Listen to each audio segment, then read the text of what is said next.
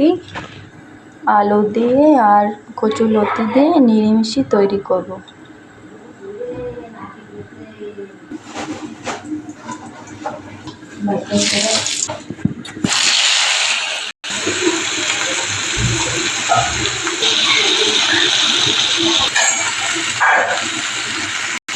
এটাকে সুন্দর করে ফ্রাই করে নিতে হবে, এনেকে ভেজে নিতে হবে কচুর লতি আর আলুকে। সুন্দর করে ফ্রাই হয়ে গেছে।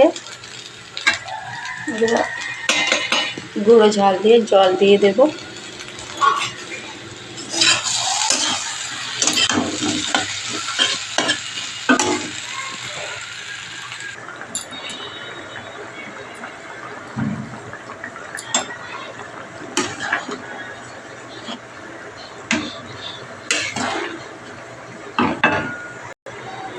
সবজিটা হয়ে গেছে মশলা দিয়ে, এখন नामिए नेब।